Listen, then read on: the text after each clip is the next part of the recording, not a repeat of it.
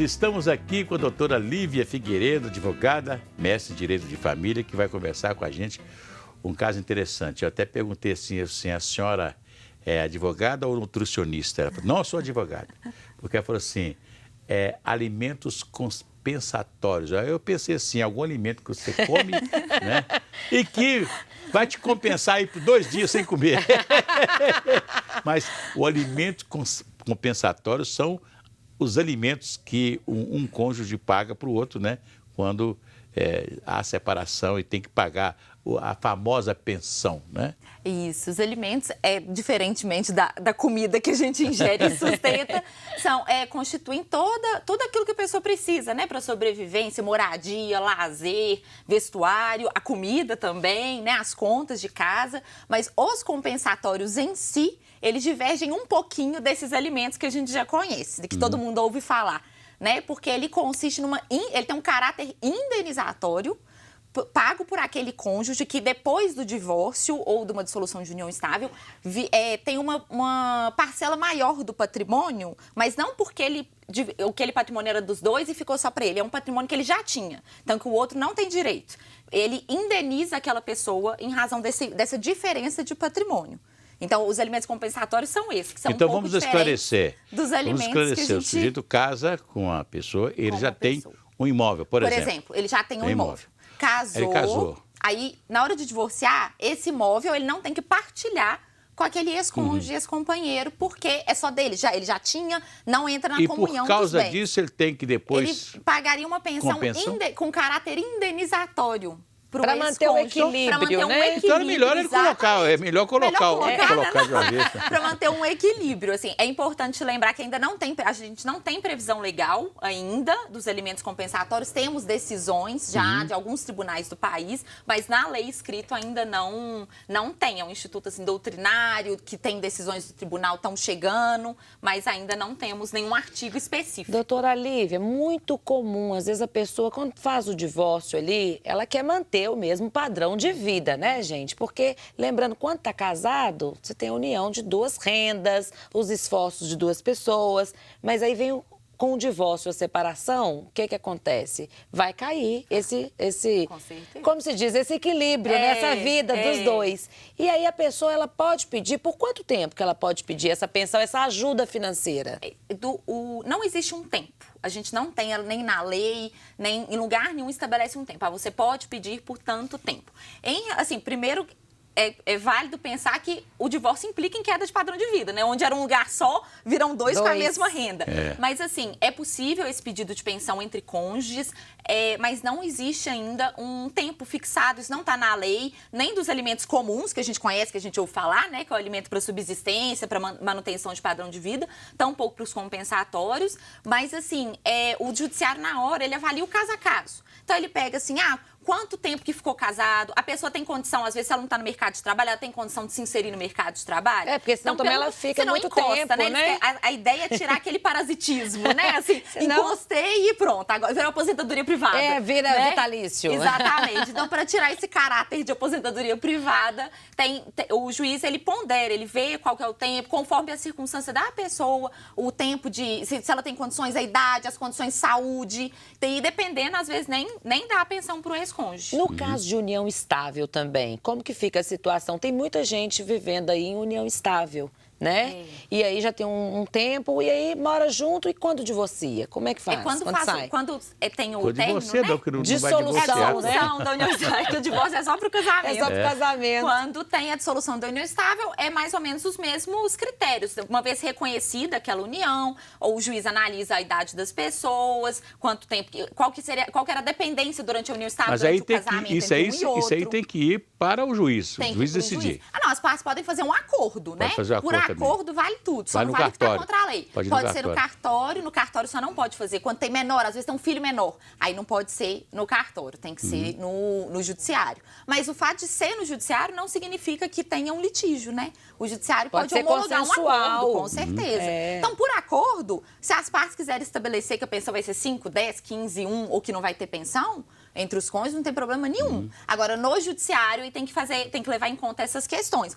A condição de saúde, a idade, qual que era o grau de dependência durante o casamento, durante a união estável. Quem vive em união estável, o regime de bens que se compara é o da comunhão parcial. Quando a pessoa pode regulamentar, então ela pode fazer um documento em cartório reconhecendo espontaneamente que está vivendo em união estável e qual que é o regime que ela quer que seja aquele vigente durante a união. Se não tiver regulamentação, o regime que vigora é o da comunhão parcial, que é o nosso regime legal hoje, né? Tanto para o casamento quanto para a união estável. Quem não escolhe um regime, vai no regime da comunhão parcial. O que é o regime da comunhão parcial? Explica para o nosso telespectador. O regime da comunhão parcial é todo aquele patrimônio, todos os bens que o casal adquiriu pagando onerosamente, então tem que ser comprado durante a constância do casamento ou da união estável, não importa em nome de quem que tá, não importa se fui eu que paguei e tá no seu nome, não importa se foi a outra pessoa que pagou e tá no meu, o importante é adquiriu onerosamente, ou seja, pagando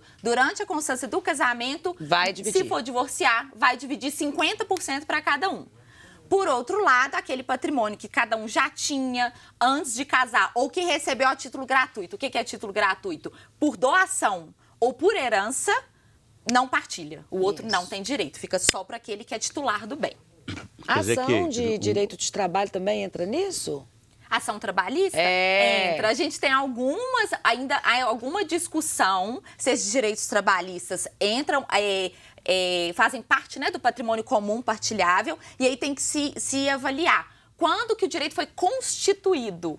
Então, aquilo foi um direito que se constituiu, aquela verba, ainda que eu receba depois do divórcio, ela foi constituída. Eu tive aquele direito durante o meu casamento ou não, mas isso ainda é um tema que é bem discutido o cônjuge, no tribunal. No caso, numa separação da mulher, depois de separado do marido, né, compartilhar, ter direito na indenização que ele vai receber da firma, né, onde ele trabalhou e mesmo depois que houve a separação dos dois, ele continuou na firma, trabalhou mais 10, 15 anos e depois, quando ele foi indenizado, a mulher pode ir lá no juiz e reclamar que ela tem direito daquela indenização? Se os direitos que ele está recebendo daquela indenização forem relativos à época do casamento, pode. Agora, se forem direitos constituídos depois do divórcio, aí não tem como nem reclamar. Né? Aí já fica, porque já foi depois do divórcio, o que vem depois não entra. Eu acho que vai ter mulher que vai ficar de olho na indenização dos ex-maridos aí, hein? Aí vai pegar o piso, o Poazep. Primeiro é meu bem daqui, meu bem dali, né? Depois é meus bens. Tem pergunta, Cí? Então vamos lá com as perguntas. Olha assim, olha aqui, ó, tem a Rita do bairro Califórnia, não, do bairro Tupi. Rita do bairro Tupi, obrigada pela sua audiência, está parabenizando a doutora Lívia. E ela está perguntando o seguinte, eu vivia em união estável, mas ele faleceu. Como posso reconhecer a união estável? Já morreu. Depois da morte, né? É possível reconhecer a união estável depois da morte, tem que ser um reconhecimento judicial. Se tiverem... qual vai ser a implicação de um reconhecimento de união estável depois da morte? Aí vão gerar direitos hereditários, direitos à herança, né? A pensão, né? Às vezes de alguma pensão por morte, né? De algum instituto ou do próprio INSS. Então, os outros herdeiros, se tiverem outros herdeiros, ascendente do falecido, descendente do falecido, eles têm que ser chamados para essa ação, que pode ser consensual ou pode ser litigiosa. Mas tem que ser no judiciário, né? Entendo que tem que ser no judiciário, porque não tem a outra parte ali para consentir, então não vislumbro a possibilidade. E outra de coisa, isso é feito se possível, com testemunhos de parentes, de que amigos, viveram, que sabem, filhos, né? Fotografias, que sabem ali que teve aquela missão. Rede social hoje, né, gente? Todo mundo tá aí na rede social. Tem gente vivendo até em bigamia. Não é? Pela rede social você pega, né? Exatamente. Então, rede social hoje é muito isso. Mais perguntas, Patrícia? Tem sim. A Lúcia, ela que é do bairro Santa Mônica. Obrigada pela sua audiência. Ela também pergunta, ela morou 10 anos com o companheiro dela e agora ele saiu de casa. Ela pergunta, tenho direito a esses alimentos compensatórios? Os alimentos compensatórios, primeiro tem que ver se realmente eles tiveram a união estável, né? Mas se realmente teve, os alimentos compensatórios depende de existir patrimônio a ser partilhado e existir o patrimônio que é de um só, que o outro não tem o direito àquele patrimônio. Só daí que advém os alimentos compensatórios. Entendi. Tem mais pergunta, inclusive com o ícone assim da pergunta. O Antônio, obrigada pela audiência, Antônio, lá de Garapé. Ele está perguntando o seguinte: sou casado com separação de bens. Mesmo assim, devo pagar alimentos compensatórios em caso de um divórcio? Ele é casado com separação de bens. Esse é um dos maiores pontos, né, dos alimentos compensatórios, porque a pessoa que é casada pelo regime, né, da separação de bens, tirando aquele patrimônio que os dois pagaram, que registraram o nome dos dois, o patrimônio, tudo que está no meu nome é meu, então tudo que adquiri é patrimônio particular. Daí vem, o patrimônio particular é justamente o que gera, né, a possibilidade dos alimentos compensatórios. Então, no eventual divórcio, pode sim vir a ser pleiteado tanto dele para a esposa quanto da esposa para ele, esses alimentos compensatórios, se existir uma diferença, né, de patrimônio particular do que um tem, do que o outro tem. No dia a dia, né, da sua rotina do escritório, você percebe que tem muitos casais que estão mais preocupados ali com os bens, com o patrimônio em si, do que com o casamento? Você acha que isso tem gerado aí muito divórcio, muita falta de paciência? A pessoa já casa preocupada, como que vai ser? O que você acha? O que você fala? Acontece.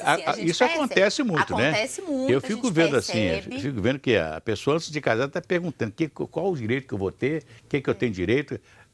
Parece que o amor inexiste.